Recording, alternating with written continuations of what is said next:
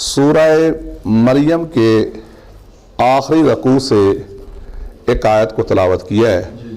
اسی آیت کی روشنی میں میری آپ کے ساتھ چند منٹ کی گفتگو ہے.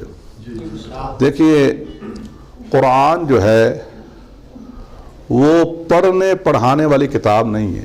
ہمارے یہاں معاشرے میں قرآن پاک 55 میں پڑھا دیا جاتا ہے، اس کے بعد پھر کبھی کسی مرنے پہ کوئی سپارہ لب جائے تو پڑھ دیا. دیکھیے، قرآن صرف مردے بخشنے والی کتاب نہیں، قرآن تو مردے زندہ کرنے والی کتاب ہے. قرآن صرف مردوں پہ پڑھنے والی کتاب نہیں ہے، یہ مردے زندہ کرتی ہے. اس کتاب سے مردے زندہ ہو جاتے ہیں. کب ہوں گے؟ جب بندہ سمجھے گا تو صحیح. قرآن پڑھنے پڑھانے والی کتاب نہیں، قرآن رٹا لگانے والی کتاب نہیں، قرآن جھولے لینے والی کتاب نہیں، قرآن سپیٹے بنانے والی کتاب نہیں. افلا یتدبرون القرآن، کیا تم اس قرآن میں تدبر نہیں کرتے؟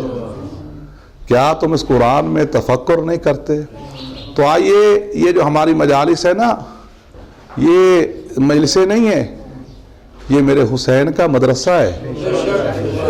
مسجد میں قرآن پڑھایا جاتا ہے، مجلس حسین میں قرآن سمجھایا جاتا ہے. اگر تمہیں پیار ہے امام حسین سے تو امام حسین کا رو پٹو نہیں، بلکہ کوئی سپارہ پڑھو، کوئی قرآن پڑھو، کوئی یاسین پڑھ کے بخشو. اس بے وقوف کو پتہ ہی نہیں ہے کہ پڑھ کے بخشا اس کو جاتا ہے جو مرنے کے بعد پڑھنے کے قابل نہ رہے. اللہ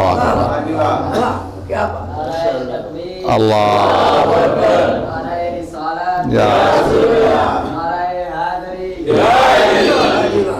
میرا پتر توجہ کرنی ہے تو میں تاری جان چھڑنی ہے، میں جان چھڑنی ہے تو پھر تن چول لبنے نہیں.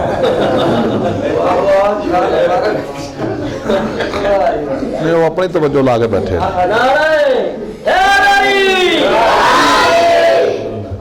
سمجھو بس. تو قرآن پڑھنے پڑھانے والی کتاب نہیں، قرآن سمجھنے اور سمجھانے والی کتاب. تو سورہ مریم کے آخری رکوع میں اللہ کہہ رہے ہیں، دیکھیں موت پر حق ہے. موت مختص نہیں ہے کہ فلانے کو آنی ہے فلانے کو نہیں آنی. مسلمان ہو، غیر مسلم ہو، عیسائی ہو، ہندو ہو، ہر ایک نے ذائقہ موت کو چکھنا ہے. شاید چھاڑ دے بس، مہربانی تاری. وہ مستوار قوم ہے، بچے نے موت پہ یقین رکھنا. لوگ کہتے ہیں یہ ایمان ہے. نہیں، موت پہ یقین رکھنا ایمان کے لیے کافی نہیں ہے. بھائی ہر ایک کو پتہ ہے میں نے مرنا ہے. موت پہ اچھا موت پر حق ہے. اب موت کے بعد کس چیز کی ضرورت ہے؟ شیعہ ہو، سنی ہو، دیوبندی ہو، اہل حدیث ہو، ہر مسلمان کو مرنے کے بعد شفاعت کی ضرورت ہے. ہر بندے کو شفاعت کی ضرورت ہے. اب اسی کے اوپر اللہ قرآن میں کہہ رہا ہے، سورہ مریم کی جو آیت پڑھی، اللہ کہہ رہا ہے لا یملکون الشفاعت، کہ کوئی شفاعت کا مالک نہیں، الا سوائے من اتخذ عند الرحمن عہدا، سوائے ان کے جنہوں نے رحمان سے وعدہ لے رکھا. واہ واہ واہ، کیا کہنے جناب آپ کے، کیا کہنے.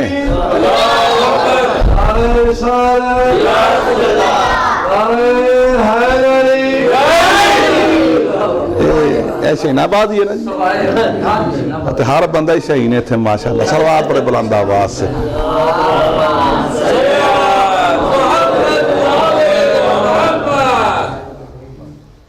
پتر چول آن لگے نے اور فلم پہ بن دی ہے تو نوٹ کر دے پہ کہڑا کہڑا شرارت کرتا پہ. یہ ہے دنیاوی کیمرہ، ایک کیمرہ اللہ کا بھی ہے. اللہ اکبر، جو کہ اندر کے حال کو بھی نوٹ کر رہا ہے. تو جو ہے جناب، میں نے قرآن کی آیت پڑھی، لا یملکون الشفاعۃ، کوئی شفاعت کا مالک نہیں، الا سوائے من اتخذ عند الرحمن عہدا، سوائے ان کے جنہوں نے رحمان سے وعدہ لے رکھا۔ یہ ہے قرآن کی آیت۔ اس آیت کے ہوتے ہوئے کوئی مولوی، کوئی مفتی، کوئی شیخ الحدیث، کوئی پیر اپنے ماننے والوں کو یہ گارنٹی نہیں دے سکتا کہ میرے پیچھے چلو میں بخشواؤں گا۔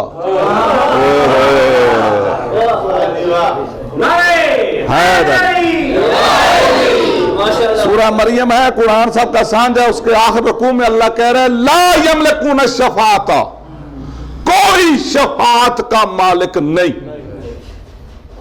الا سوائے من اتخذ عند الرحمن عہدا، سوائے ان کے، سوائے اس کے نہیں،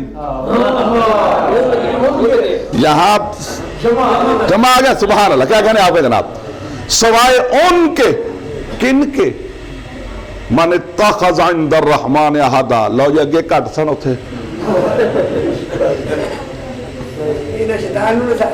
سبحان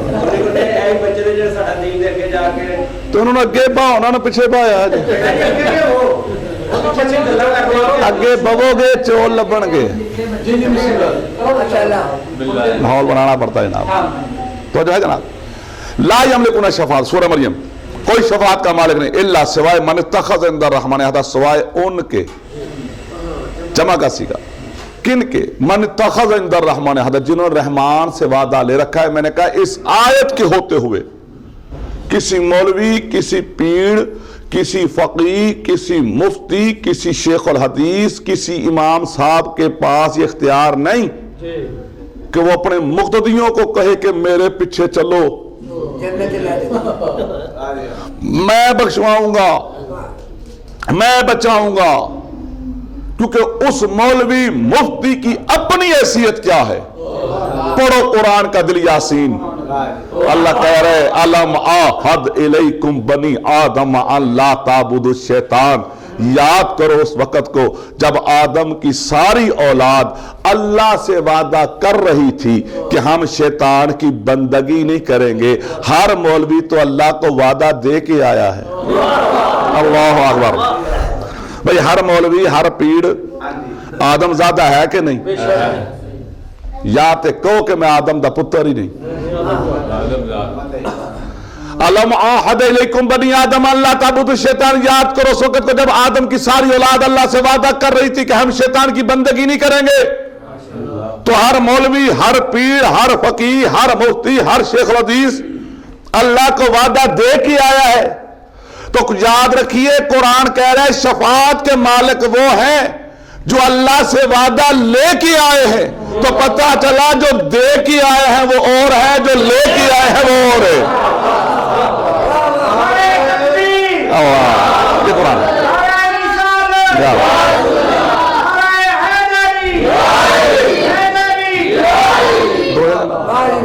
سب کے دو ہیں قرآن میں، ایک کون ہے من اتخذ عند الرحمن عہدا، جو رحمان سے وعدہ، اور ایک وہ ہے الم آحد علیکم بنی آدم، ایک وہ ہے جو اللہ کو وعدہ۔ تو جو دے کے آئے ہیں وہ اور ہے، جو لے کے آئے ہیں وہ اور ہے۔ سنو، جو اللہ کو وعدہ دے کے آئے ہیں وہ محتاج شفاعت ہے، جو اللہ سے وعدہ لے کے آئے ہیں وہ مالک شفاعت ہے۔ اللہ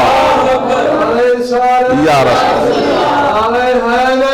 یا علی، وہ جناب والوں کی تب کہ دو ہو گئے نا، ایک وہ جو وعدہ لے کے آئے ہیں، ایک وہ جو وعدہ دے کے آئے ہیں۔ جو دے کے آئے ہیں وہ اور ہے، جو لے کے آئے ہیں وہ اور ہے۔ جو لے کے آئے ان کی شان قرآن کہہ رہا ہے لا یملکون الشفاعۃ، کوئی شفاعت کا مالک نہیں، الا سوائے من اتخذ عند الرحمن عہدا، سوائے ان کے جو رحمان سے وعدہ لے کے آئے۔ جو لے کے آئے ہیں وہ مالک شفاعت ہے، جو وعدہ دے کے آئے ہیں وہ محتاج شفاعت ہے۔ سنو، جو اللہ کو وعدہ دے کے آئے ہیں وہ آدم کے بعد ہیں، اور جو اللہ سے وعدہ لے کے آئے وہ آدم سے پہلے ہیں۔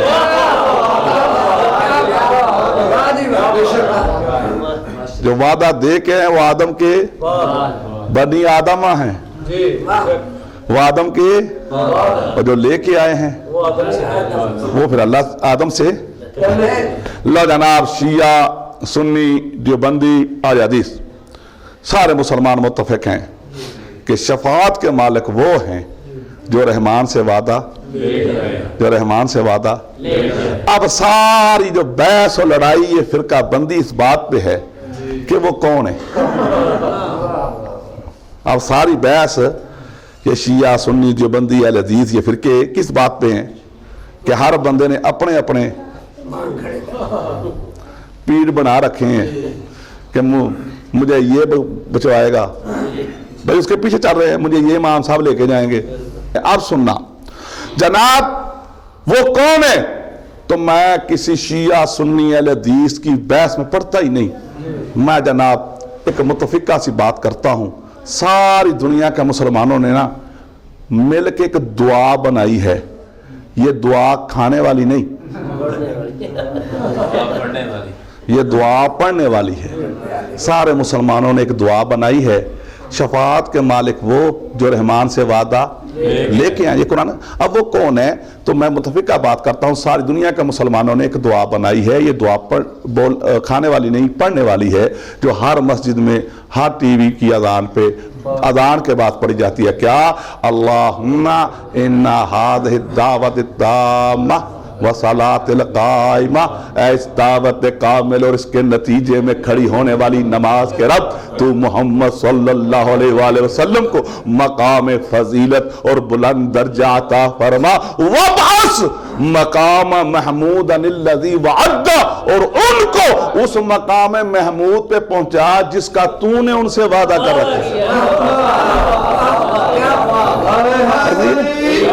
ایسا ہی ہے نا، وَبَعَثْ مَقَامَ مَحْمُودًا الَّذِي وَعَدَّ، اور ان کو اس مقام محمود پہ پہنچا جس کا تو نے ان سے وعدہ کر رکھا ہے۔ تو نے ان سے، شفاعت کے مالک کون ہے؟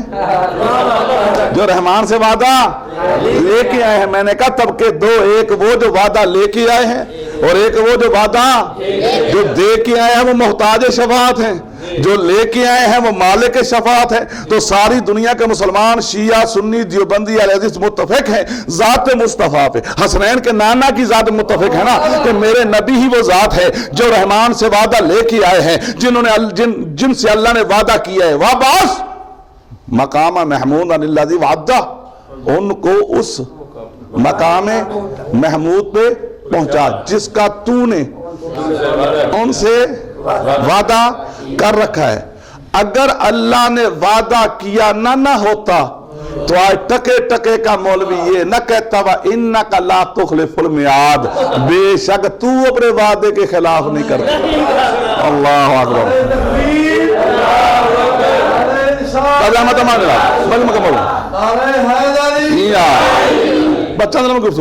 چند منٹ اب سننا۔ مقام محمود میں پہنچا جس کا تو نے ان سے وعدہ کر رکھا، اور بے شک وہ وعدے کے خلاف نہیں کرتا۔ ساری دنیا کے مسلمان متفق ہیں حسنین کے نانا کی ذات پہ کہ میرے نبی وہ نبی ہیں جن سے اللہ نے وعدہ کیا ہے۔ کس بات کا؟ مقام محمود کا۔ یہ کہ مقام محمود ہے کیا؟ بسم اللہ، بہت شکریہ، جزاک اللہ۔ یہ مقام محمود ہے کیا؟ اب سوال ہے کہ مقام محمود بھائی محمود کس کا اسم ہے؟ اللہ کا۔ محمود اللہ کا اسم ہے نا، جو اللہ کے 99 نام جو گھروں میں فریم لگائے ہوئے ہیں، اس میں 99 ناموں میں میرے اللہ کا ایک نام ہے محمود۔ تو مقام محمود کی جگہ، یعنی قیامت کے دن اللہ اپنی جگہ پہ نظر نہیں آئے گا، اللہ کی جگہ پہ میرا محمد نظر آئے گا۔ ہائے ہائے ہائے، اللہ یاد۔ مقام محمود، وابعث مقام محمود الذی وعدہ، ان کو اس مقام محمود اللہ کا اسم ہے نا، مقام محمود پہ پہنچا جس کا تو نے ان سے اور بے شک وعدے خلاف۔ تو اللہ نے میرے محمد سے وعدہ کیا ہے، میرے آقا نے اللہ سے وعدہ لیا ہے۔ کس بات کا؟ مقام محمود کا۔ یہ کہ مقام محمود ہے کیا؟ وہاں پہ ہوگا کیا؟ تو یہ دعا جو بنائی ہے اس میں خود کہہ رہے ہیں وَبَعَثْ مَقَامَ مَحْمُودًا الَّذِي وَعَدَّ، उनको उस मकाम महमूद पे पहुंचा जिसका तूने उनसे वादा कर रखा है। वरज़ुक़ना शफ़ाअतहु यौमल क़यामा, वादे के मुताबिक उनको मकाम महमूद पे बिठा और फिर हमें क़यामत के दिन उनकी अल्लाह अकबर, वाह वाह वाह वाह, अल्लाह अल्लाह तमाम हो सुभान अल्लाह। क्या कहना है लोग, क्या कहना है? ये मैंने तकरीर शराई साहब ने कहा कि ये जहाँ जिक्र होता है, ये क्या मैं बता रहा, ये क्या है? ये जन्नत, आपने जन्नत कहा ना, जन्नत को छोटी चीज है। ओए होए होए, जन्नत क्या है? अब सुनना इनका मकाम क्या है। मकाम महमूद अलज़ी वअदा, उनको उस मकाम महमूद पे जिसका तूने वादा कर रखा है। वरज़ुक़ना शफ़ाअतहु यौमल क़यामा, और हमें क़यामत के दिन उनकी शफ़ाअत से 12 मन फरमा। मौलवी तो जुम्मे के खुतबे में कहता है बख्शने वाला अल्लाह है। होए भाई, मौलवी तो कहते हैं कि बख्शने वाला, माफ करने वाला। अरे हम भी यही कह रहे कि बेशक माफ करने वाला, बख्शने वाला अल्लाह है, बख्शवाने वाले आले मोहम्मद। मकाम महमूद की अल्लाहुम्मा सल्ली अला वरज़ुक़ना शफ़ाअतहु यौमल क़यामा, और क़यामत के दिन हमें उनकी शफ़ाअत से 12 मन फरमा। यानी मकाम महमूद क्या है? मकाम महमूद वो जगह जहां पे शफ़ाअत होगी। शफ़ाअत कहां होगी? और मकाम महमूद पे नमाजें नहीं पढ़ानी, मकाम महमूद पे शफ़ाअत होगी। शफ़ाअत की जरूरत किसे है? गुनाहगार को। और नालायकों को सिफारिश चाहिए। सिफारिश की जरूरत किसको है? नालायकों को, जिसके नंबर कम हो, जिससे वादा पूरा नहीं हुआ सही तरह। ठीक है ना? गुनाहगार को, खताकार को शफाअत की जरूरत है। तो कहां होगी शफाअत? मकाम में। करेगा कौन? मेरा मोहम्मद, मेरे आका। तो पता चला मकाम महमूद क्या है? वो जगह जहां पे कोई मोहम्मद बैठ के किसी गुनाहगार को माफ कर दे, वो जगह मकाम महमूद है। जहां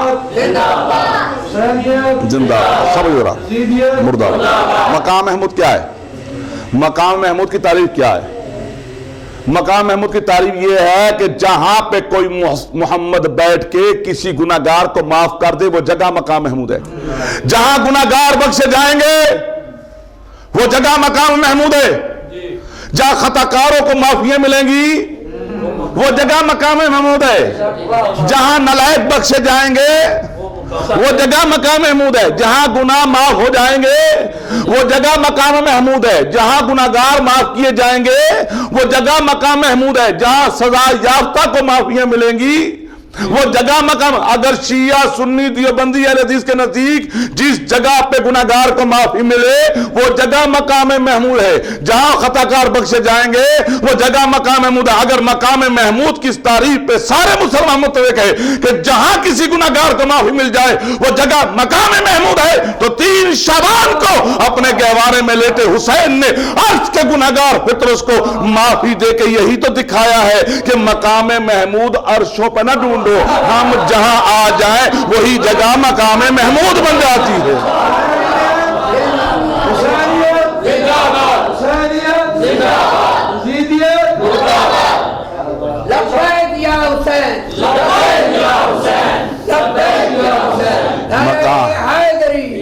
मकाम महमूद की तारीफ ये है जहां गुनाहगार बख्शे जाएंगे, वो जगह मकाम महमूद। जहां खताकारों को माफी मिलेगी, तो 3 शाबान को अपने गहवारे में लेटे हुसैन ने अर्श के गुनाहगार फितरस को सजा याफ्ता को माफी दे के यही तो बताया कि मकाम महमूद अर्शों पर न ढूंढो, हम जहां बैठ जाएं, ہم جہاں آ جائے وہ جگہ مقام محمود ہے. اور یہی وجہ ہے کہ ہم اپنے مرنے والوں کے مرحومین و مرحومات کی فاتحہ کے لیے یہ مجلس، یہ ذکر حبیب خدا، یہ نعت شریف کی یہ محفل، یہ کیوں برپا کرتے ہیں؟ پتہ ہے کیوں برپا کرتے ہیں؟ ارے یہ ہم اس لیے قائم کرتے ہیں کیونکہ ہمیں پتہ ہے کہ جہاں ان کا ذکر ہوتا ہے وہاں یہ ضرور آتے ہیں، اور جہاں یہ آ جائے وہ جگہ مقام محمود بن جاتی ہے.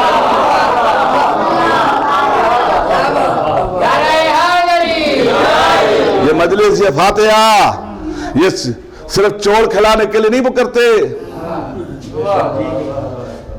ہمیں پتہ ہے جہاں ان کا ذکر ہو وہاں یہ آتے ہیں، اور جہاں یہ آ جائے وہ جگہ مقام محمود بن جاتی ہے. اور باپ کی اولاد سے محبت یہ ایسی چیز ہے جسے موت بھی ختم نہیں کر سکتی. اللہ یہ اولاد کی محبت ہی تو ہے جس کے لیے روڈوں پہ بوریاں اٹھاتا ہے باپ. یہ اولاد کی محبت میں ہی تو بندہ پردیس جاتا ہے. یہ محبت یہ ہے زندگی میں. اور یاد رکھو باپ کی محبت اپنی اولاد کے ساتھ موت کے بعد بھی ختم نہیں ہوتی. کیسے؟ سنو.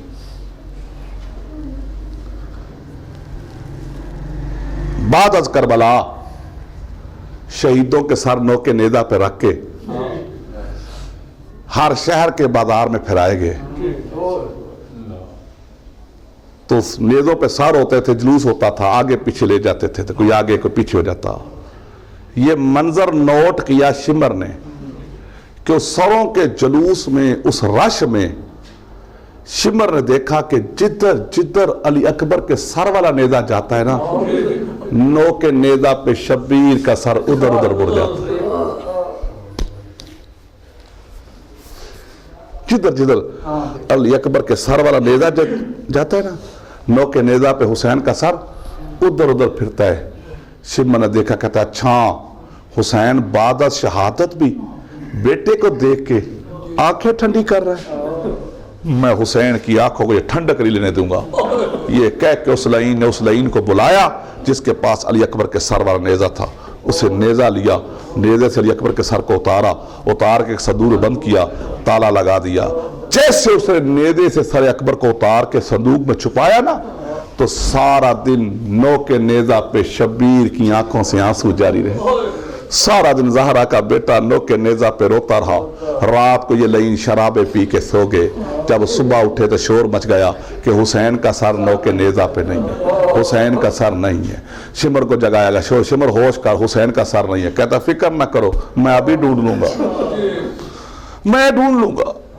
بس یہ کہہ کے لعین اٹھا. اس لعین نے اپنا تعزیہ نہ کھولا، تعزیہ نہ کھول کے آیا پشت سجاد پہ. اس دن کی سفر شام کی پہلی سطر اس نے پشت سجاد پہ لکھی. پہلا تعزیہ نہ اس دن کا مارا. سجاد تڑپ، کہتے ہیں مارا کیوں ہے؟ کہتا ہے سجاد جلدی بتا تیرے بابا کا سر کہاں ہے؟ تیرے بابا کا سر نہیں ہے. سجاد رو کے کہتا ہے لعین مارنے سے پہلے پوچھ لیتا، میں بتا دیتا. وہ صندوق کھول جس میں اکبر کے سر کو رکھا، وہ صندوق کھول جس میں، جیسے صندوق کھول، اس لعین نے صندوق کھولا تو کیا دیکھا؟ سر اکبر پہ حسین کا سر جھکا ہوا ہے، اور لب آ کر حسین سے یہ آ رہا ہے، کہاں چلا گیا تھا میرا غریب بیٹا؟ کہاں چلا گیا تھا بابا کی آنکھوں کا نور بیٹا؟ اور کہاں چلا گیا تھا میرا یوسف کربلا بیٹا؟